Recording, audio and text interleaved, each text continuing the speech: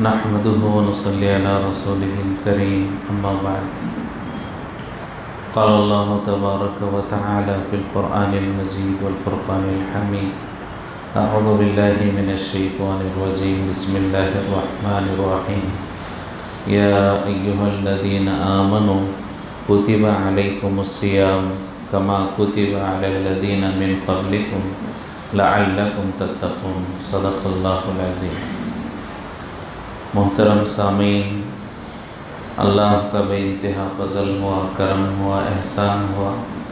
کہ اللہ نے ہم تمام کو پھر ایک مرتبہ رمضان کا مبارک مہینہ نصیب فرمایا۔ یہ اللہ کا بہت بڑا کرم ہے، اور خاص طور سے گزشتہ سال کا جو رمضان ہمارا گزرا لاک ڈاؤن کی وجہ سے اور اس بیماری کے مسائل کی وجہ سے، اس کے بعد جو یہ رمضان ملا ہے، یقیناً یہ اللہ کی بہت بڑی نعمت ہے۔ الحمدللہ اس سال کے رمضان کی پہلی تراویح کل رات کو ادا کی گئی، اور اس میں قرآن کو سننے کا ایک آغاز ہو چکا ہے۔ اس سال کا جو ہمارے قرآن کا دور ہے وہ شروع ہو گیا، تقریباً ایک پارہ اکثر مساجد میں پڑھا گیا ہے۔ تو قرآن کا سننا ایک بہت بڑی نعمت ہے۔ گزشتہ سال لاک ڈاؤن کی وجہ سے بہت سارے لوگوں کو قرآن سننے کا موقع نہیں ملا، اور بہت سارے تو ایسے بھی تھے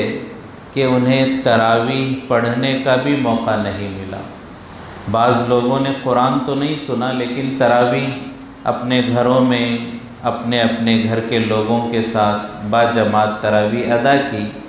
لیکن بہت سارے ایسے تھے جنہیں تراویح اور امامت کے مسائل معلوم نہیں تھے، تو قرآن سے بھی محروم تھے، تراویح سے بھی بہت سارے محروم تھے۔ کچھ حضرات ایسے بھی رہے کہ اللہ کا کرم ہوا کہ انہوں نے تراویح پڑھی بلکہ امامت بھی کی۔ لاک ڈاؤن کی وجہ سے ایک نفع بہت سارے لوگوں کو یہ بھی ہوا کہ تراویح کی امامت بھی انہوں نے سیکھ لی، جمعہ کی نماز کی امامت بھی کی، عید کی نماز بھی انہوں نے پڑھائی۔ تو بہت تھوڑے لوگ تھے جنہوں نے پابندی کی، احتیاط کیا، ورنہ اکثر لوگ قرآن کے سننے سے اور تراویح سے محروم رہ گئے۔ تو اللہ کا کرم ہے کہ اللہ نے اس سال دوبارہ ہمیں وہ موقع نصیب فرمایا کہ اللہ کے کلام کو رمضان کے مبارک مہینے میں سنیں۔ اب ہمیں اللہ سے دعا کرنی ہے کہ اللہ اس سلسلے کو آخر تک پورا قرآن مکمل ہونے تک باقی رکھے، اور تراویح میں پورا قرآن سننے کا اللہ موقع نصیب فرمائے۔ اس لیے کہ پورے ملک میں حالات دن بدن بگڑ رہے ہیں اور بیماری میں اضافہ ہو رہا ہے، اور ہمارے صوبے میں بھی جیسا کہ ہم جانتے ہیں آئندہ 18 تاریخ کو مشورہ اور ایک میٹنگ رکھی گئی ہے کہ کیا حالات ہوں گے۔ تو ابھی سے ہم دعا کریں کہ اللہ 18 تاریخ تک اس بیماری کی جو ہے کمی کا اللہ جو ہے فیصلہ فرمائے اور یہ بیماری کم ہو جائے، اور 18 تاریخ کو اور زیادہ ہمیں عبادتوں کا موقع ملے۔ 18 تاریخ کو جو فیصلہ حکومت کی طرف سے آئے گا اس میں اور سہولت اور آسانی کا فیصلہ آئے، کوئی تنگی اور رکاوٹ کا فیصلہ نہ آئے۔ کہیں ایسا نہ ہو کہ جو سلسلہ ہمارے قرآن کے سننے کا شروع ہوا ہے وہ آدھے کو موقوف نہ ہو جائے۔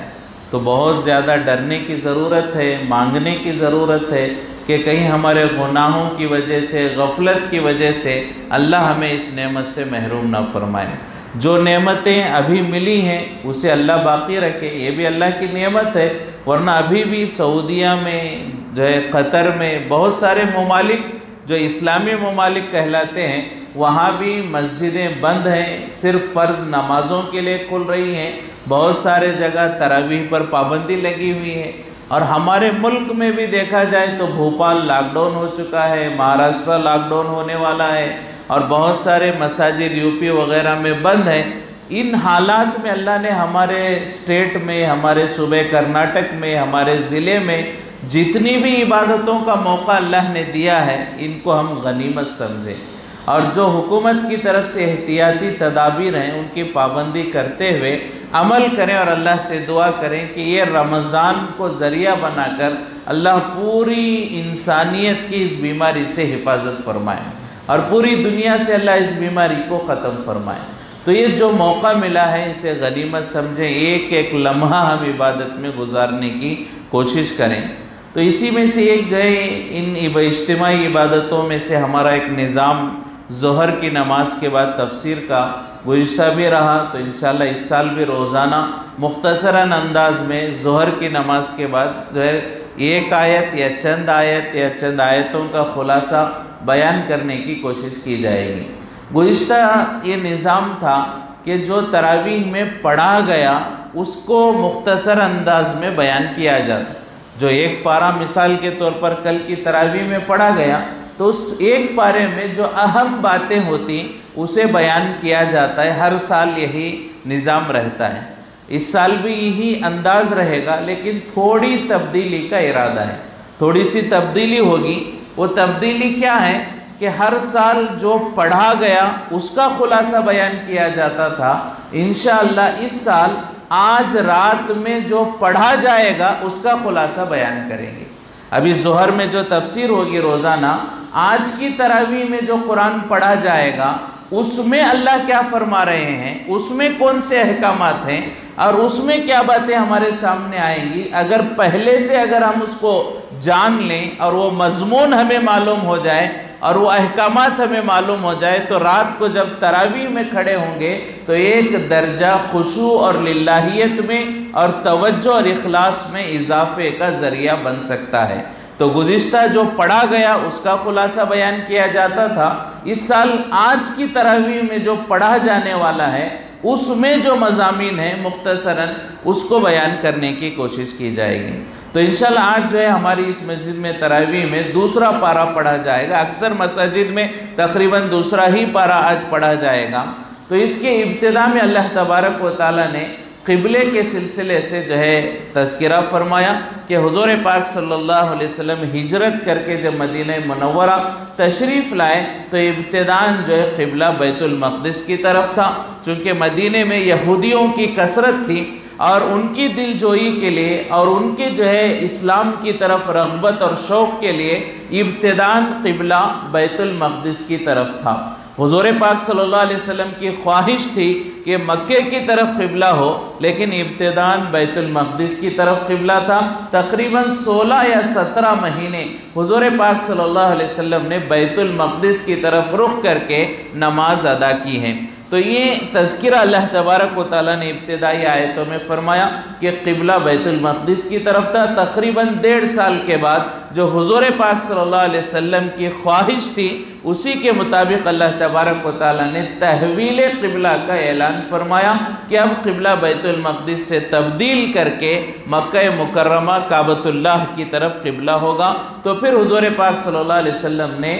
جو ہے قبلے کے تحویل کا اعلان فرمایا اور قرآن میں اس کا اللہ نے تذکرہ فرمایا۔ پھر اس کے بعد اللہ تبارک و تعالیٰ نے جو ہے بنی اسرائیل کے کچھ حالات بیان فرمائے اور جو ہے کھانے اور پینے سے متعلق اللہ نے فرمایا کہ جو چیزیں اللہ نے حلال فرمائی ہیں انہیں کھایا جائے اور جن چیزوں کو اللہ نے نجس، ناپاک اور حرام کیا ہے ان چیزوں کے کھانے سے پرہیز کیا جائے۔ تو ہمیں یہ سمجھنا چاہیے کہ اللہ نے ہمیں پیدا کیا اور اللہ ہی ہمارے نفع اور نقصان کو ہم سے زیادہ بہتر جانتے ہیں، تو جن چیزوں کو اللہ نے حلال کیا ہے اس میں نقصان ہو ہی نہیں سکتا۔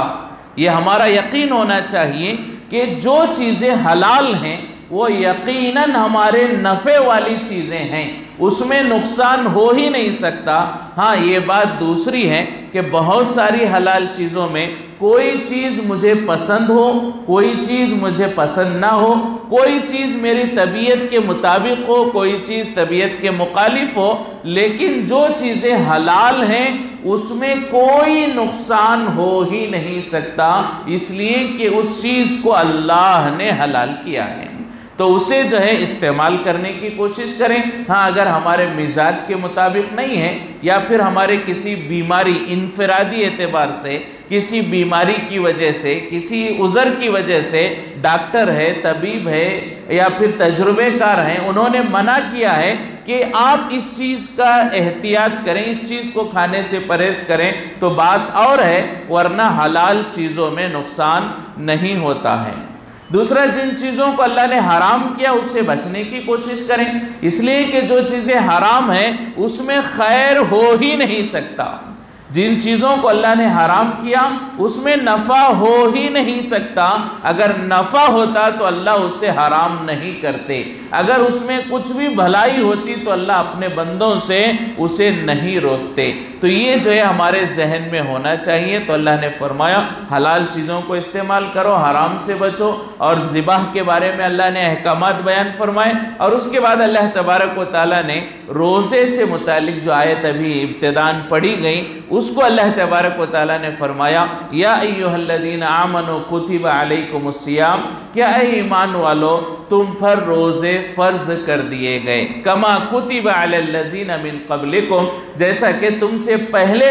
لوگوں پر، قوموں پر روزے فرض کیے گئے تھے، لعلکم تتقون، تاکہ تم تقوی اور پرہیزگاری حاصل کر سکو۔ تو اللہ نے روزے کا حکم دیا ہے۔ روزہ ایک بہت بڑی عبادت ہے، اللہ کا حکم ہے، فرض ہے، اور اللہ تبارک و تعالیٰ نے فرمایا کہ دیکھو روزہ رکھنے میں ظاہر بات ہے کہ انسان کو تھوڑی دشواری محسوس ہوتی ہے، بالخصوص جیسا کہ اس سال کا ہمارا رمضان کا مہینہ ہے، بہت ساری گرمی کے وجہ سے جو ہے تکالیف سامنے آتی ہیں، بھوک کی شدت ہوتی ہے، پیاس کی شدت ہوتی ہے، گرمی کا احساس ہوتا ہے، تو ان چیزوں کی وجہ سے ہو سکتا ہے کہ آدمی کمزور پڑ جائے اور یہ سوچے کہ اللہ نے مجھے یہ کیوں دیا اور اس امت کو اللہ نے روزہ کیوں رکھا اور ایسی گرمی میں میں روزہ کیسے رکھوں گا۔ تو اللہ نے اس کے سمجھانے کے لیے اور ہماری جو ہے اس پریشانی کو آسان کرنے کے لیے اللہ نے کہا کما کتب علی الذین من قبلکم،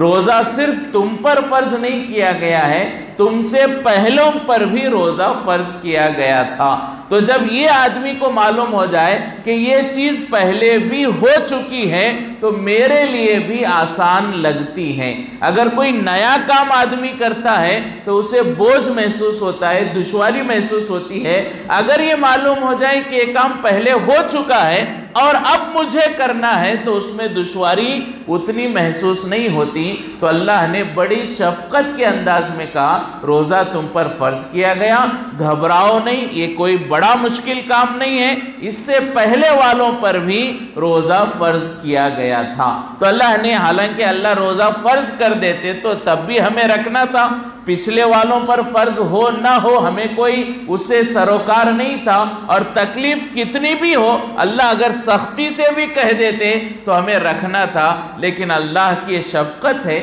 اللہ کی محبت ہے،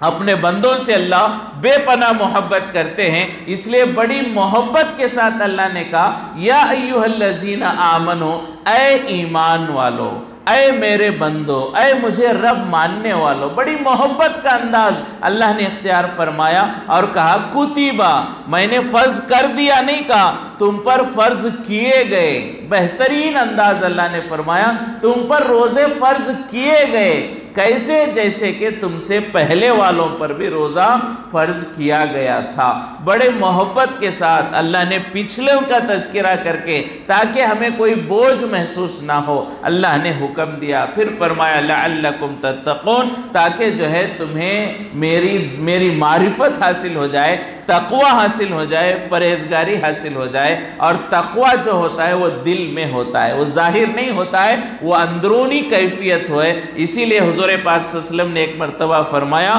التقوی ہاہنا، اپنے سینے کی طرف اشارہ کر کے حضور پاک صلی اللہ علیہ وسلم نے فرمایا التقوی ہاہنا، کہ تقوی اور اللہ کا ڈر یہاں دل میں ہوتا ہے۔ تو اللہ تبارک و تعالیٰ نے روزے کو فرض فرمایا اور اس کی فضیلت احادیث میں حضور نے بیان فرمائی الصیام والقرآن یشفعان للعبد، کہ روزہ اور قرآن اللہ کے یہاں سفارش کریں گے۔ اور دوسری روایتوں میں بیان فرمایا گیا الصوم جنہ، کہ روزہ ڈھال ہوتا ہے، گناہوں سے بچنے میں۔ تو روزے کے احکامات اللہ نے دوسرے پارے میں بیان فرمائے۔ پھر اس کے بعد اللہ تبارک و تعالیٰ نے جو ہے وصیت کے سلسلے سے، میراث اور جو ہے پراپرٹی اور جائیداد کے تقسیم کے سلسلے سے کچھ احکامات اللہ تبارک و تعالیٰ نے بیان فرمائے، اور آئندہ اس کی سورہ نساء میں تفصیل بھی بیان کی جائے گی۔ تو یہ دوسرے پارے میں اللہ تبارک و تعالیٰ نے ان چیزوں کو بیان فرمایا۔ اور ایک بہت ہی اہم چیز جو ہے آئلی مسائل،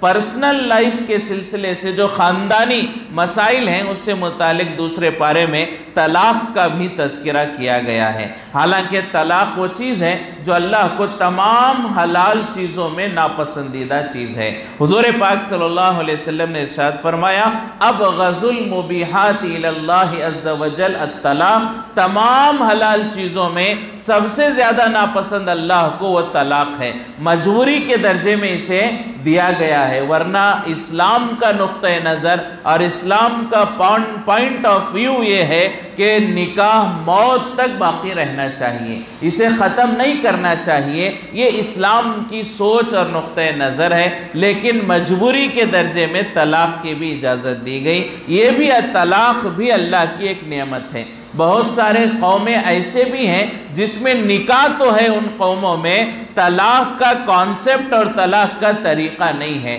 تو ان قوموں میں کیا ہوتا ہے، نکاح ہو جاتا ہے اور بیوی اور شوہر کے درمیان نبھاؤ نہیں ہوتا، تو کبھی بیوی کا قتل کر دیتے ہیں، کبھی جلا کر مار دیتے ہیں، کبھی شوہر کے مرنے کے بعد بھی وہ بیوی اسی کے نام پر رہ جاتی ہے، چونکہ طلاق کا کوئی طریقہ ہی ان کے قوم میں نہیں ہے۔ تو کبھی عورت پر ظلم ہوتا ہے، کبھی شوہر اس میں لاچار ہو جاتا ہے۔ یہ اسلام میں جو طریقہ طلاق کا ہے، یہ بھی ایک جو ہے اللہ کی گویا کہ نعمت ہے۔ مجبوری کے درجے میں اسے استعمال کیا جائے، لیکن جو صحیح ضرورت کے وقت استعمال کیا جائے وہ اس کے لیے یقیناً اللہ کی ایک نعمت ہے۔ تو طلاق کا سلسلہ بیان کیا گیا، طریقے سے متعلق کچھ باتیں اللہ نے احکامات بیان فرمائے۔ پھر اس کے بعد کسی کا شوہر انتقال ہو جائے یا طلاق ہو جائے تو عدت جو عورت گزارتی ہے، اس عدت کے مسائل کو اللہ نے اس دوسرے پارے میں بیان فرمایا۔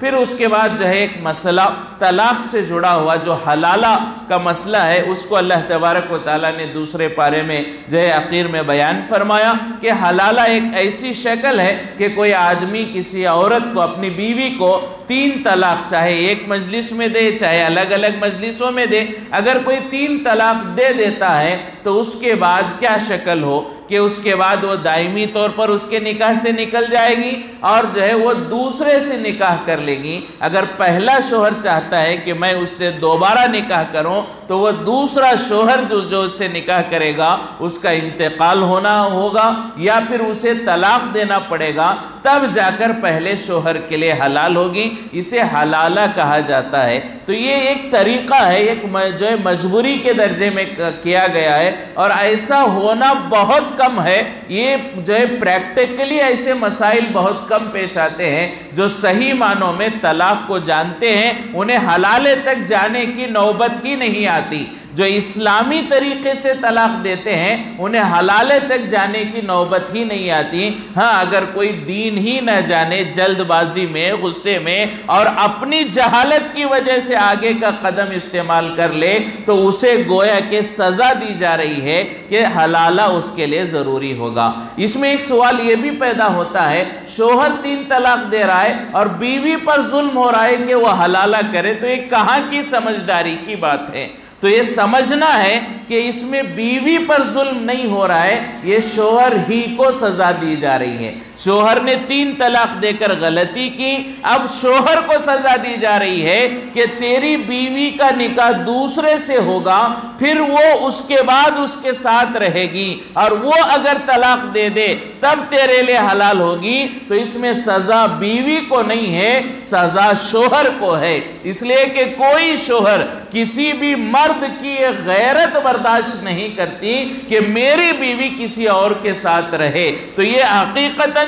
سزا بیوی کو نہیں ہے، یہ شوہر کو دی جا رہی ہے، اور یہ بھی بہت ریئر اور بہت زیادہ کم وجود میں آنے والا مسئلہ ہے، لیکن بعض لوگ اسے غلط انداز سے پیش کرتے ہیں۔ تو پورے مسئلے کو ہمیں سمجھنے کی ضرورت ہے۔ اس میں اس عورتوں پر ظلم نہیں ہے، کوئی زبردستی نہیں ہے، یہ ایک مجبوری کے دردے کا طریقہ ہے، اور وہ بھی اسلامی اعتبار سے اگر دیکھا جائے پورا مسئلہ معلوم کرے تو یقیناً انسانوں کے نفع کے لیے ہے۔ تو یہ کچھ احکامات ہیں، کچھ باتیں ہیں، یہ جو دوسرے پارے میں جو ہے اللہ تبارک و تعالیٰ نے بیان فرمائے، اور آج کی تراویح میں انشاءاللہ انہی چیزوں کو، ان سے جڑی ہوئی آیتوں کو پڑھا جائے گا۔ اگر ہم ان مضامین کو ذہن میں رکھ کر پڑھیں تو جو آیتیں اس دوران ہمارے ذہن میں آئیں گی تو ایک درجہ انشاءاللہ خشوع میں اضافہ ہو سکتا ہے۔ اللہ تبارک و تعالی ہم تمام کو قرآن پاک کو سمجھ کر پڑھنے کی توفیق نصیب فرمائے اور اس کے تعلیمات پر عمل کی توفیق نصیب فرمائے۔ روزانہ انشاءاللہ مختصراً اسی انداز سے ظہر کے بعد جو ہے آج کی جو تراویح ہوگی اس کا خلاصہ بیان کیا جائے گا۔ آپ حضرات سے درخواست ہے مختصر وقت فارغ کر کے روزانہ تفسیر کے اس حلقے میں بیٹھنے کی فکر فرمائے، اوروں کو بھی اس حلقے میں بٹھانے کی دعوت دیں، ترغیب دیں۔ اللہ ہم سب کو عمل کی توفیق نصیب فرمائے۔ وآخر دعوانا الحمدللہ رب العالمین۔